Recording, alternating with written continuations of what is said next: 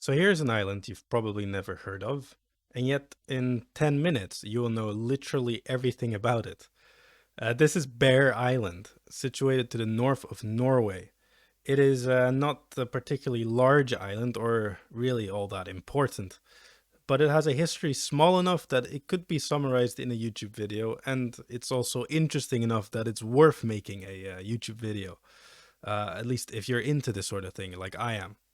So here I give you a comprehensive geography and history of Bear Island. Bear Island, Bear Island, Bear Island, Bear Island, Bear Island. Firstly, what does the island look like? It's a sort of triangle shape, as you can see, with very many small lakes dotted all around the island. And as it's a very northern island, we can safely assume that these lakes have been formed by erosion caused by glaciers during the last glacial period. The island has other evidence of glacial erosion, such as striations and large amounts of sedimentary rock, things such as sandstone and shale, which are abundant on the island. Like Svalbard to the north, the island is also notably rich in coal, and that's some foreshadowing into the history there. The island is owned by Norway, and it is administratively part of Svalbard. The only population of people on the island is a tiny meteorological station that has a semi-permanent population of 9. The rest of the island is completely uninhabited and undeveloped. Apart from the people living on the island, there's a large amount of birds, and seasonally they also have polar bears. Although the island is very cold, with temperatures below zero for most of the year, the climate of the island is actually rather mild, considering how far north it is. There are areas on the same latitude that get much colder. This is due to the fact that Bear Island is situated within the Norwegian current, which carries relatively warmer water into the Barents Sea, raising the average temperature on the island, especially during the winter. The added effect of this is that the island is routinely very foggy. This, in combination with the fact that the island is well within the Arctic Circle, makes it statistically the least sunniest place in Europe. This lack of sun may precisely be the reason that the first people interested in the island were the Dutch and the British. The island first entered the historical record in 1596, when it was spotted by the third voyage of Dutch Arctic explorer Willem Barents, who was attempting to successfully navigate the Northwest Passage to Asia. The crew's stay on the island was brief, but they did encounter a polar bear, which they attempted to capture alive in order to bring back home. To their shock, the bear resisted their attempts to put a rope around its neck, and so instead they made the decision to hack it to death with axes and halberds. From this encounter, they dubbed the island Bear Island, and the name has stuck since. A decade later, the British would send their own explorer, Stephen Bennett, to the island. He did an extensive survey of the island and claimed it for the British Muscovy Company.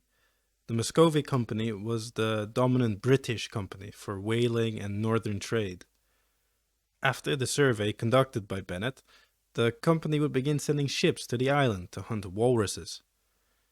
This activity did not last very long, as the population of walruses would diminish really quite quickly due to overhunting, after which the British lost interest in the island. The island remained mostly out of recorded history for another century, but we can assume the island would have been visited by whalers, as this was during the height of European whaling activities in the Arctic. There would again be a notable event in the year 1700, when a Dutch ship was wrecked on the island. The ship, named the Jonge Arend, on their return voyage from Archangel, would be driven into the island due to a heavy storm. The crew would spend the winter on the island, with only 5 crew members making it off the island alive. This would not be the only story of a shipwreck on the island, as in the year 1850 a Norwegian sloop would lose its mast and be drifted onto the rocks of Bear Island, being forced to stay the winter until being rescued the next year. Another instance of a shipwreck was of a Norwegian smack, which was wrecked on the northern point of the island due to heavy fog. Fortunately for them, they were able to hitch a ride home with a whaling vessel not a week later. Throughout the 19th century, the island would remain being visited by Russian and Norwegian whalers, who would construct a few simple structures on the island, but these were mainly temporary accommodation, and no permanent population would be established on the island. In 1865, we get a good account from a Norwegian skipper called Sivert Tobiasen, who kept a journal of his stay throughout the winter on the island. He, along with 6 other men, constructed a house on the island on the north side and would do extensive meteorological and topographical surveys of the island. Tobiasen recounts their visit to a hut located in a small bay on the southeastern part of the island, named Rusahama. Morbidly, here they found the remains of 5 men who were part of a failed previous excursion by Norway to the island. The death of these men was known to the Norwegians, and in fact, Sivert even writes in his journal that he personally knew who these men were. What he didn't know was what they would find on the north coast of the island. Here they would find another collection of human remains, a total of 11 skeletons they found, but they didn't know who these belonged to. And the theory is that they must have been Russian hunters or whalers who might have killed each other or been robbed by another party. And so, in fact, they were looking at the end result of a massacre. Now, all this talk of shipwrecks and massacre and dead people, it's a bit of a somber note. So let's talk about something a bit brighter. In 1941, the Nazis launched Operation Haudigen, in which they attempted to establish meteorological stations in the Arctic, which included Svalbard, Jan Mayen, and also Bear Island, with a number of German soldiers occupying these islands. The soldiers operating the station on Bear Island remained active until the very end of the war, at which point they were stuck on the island. They had no way off until they were able to surrender a few months later to a Norwegian seal hunting vessel. Interestingly enough, this makes these 11 soldiers the last German soldiers to surrender in the war. This wasn't the first time that Germany had an interest in the island, as Imperial Germany had already sent a man to the island in 1898 to conduct a survey and to claim it for Germany. He would be removed from the island the next year by the Russian Navy, who had learned of his presence, and they sent a protected cruiser to the island in order to remove the German surveyors. And there they also hoisted the Russian flag, claiming it for the Russian Empire. I think it's interesting to note that throughout the island's history, it's been claimed by 4 different countries. The British, Norwegians, German, and Russians all at some point claimed the island. But in reality, the island was by most considered to be terra nullius, or a nobody's land, until the Spitsbergen Treaty of 1920, officially making it an internationally recognized part of Norway. So at this point, let's bring the story back to the present day. And you might be wondering what sort of man-made structures can still be found on the island. There's actually a couple of things. Remember how I said at the beginning of the video that the island was rich in coal? Although presently there exists no active coal mine on the island, you can see evidence of coal mining if you zoom in at this spot in Google Earth. You can distinctly see 2 black patches with pathways running all the way to the coast, about a kilometer to the northwest. On this path, you can also see a cluster of structures. Luckily for us, there exist on the internet a few panoramas that were made on the island in 2013, and one of these was made at this very location. And it shows all that is left from this coal mining operation.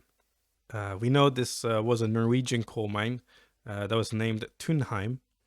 It was set up in 1916, but was closed only a decade later, as they were not able to make the mine profitable. Coal mining has since never returned to the island, as the conditions have been dubbed as too difficult to make mining profitable. From this panorama, you can also see the second highest point of the island, which sits at 454 meters above sea level. Behind it, as part of the same mountain, sits the highest peak of the island at 535 meters above sea level.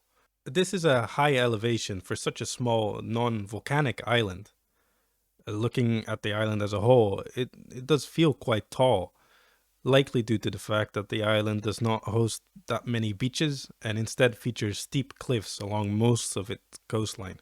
And these cliffs also provide nesting space for a lot of birds that make the island their home. On the north end of the island, you can find the Norwegian meteorological station that I mentioned earlier. It is named Bjørnøya. It's named this. Bjørnøya.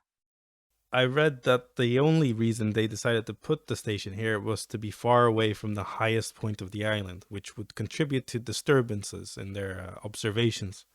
In this panorama made at the station, you can also see a propeller, which is a monument to a postal plane that crashed on the island in the 1950s, of which only one person survived.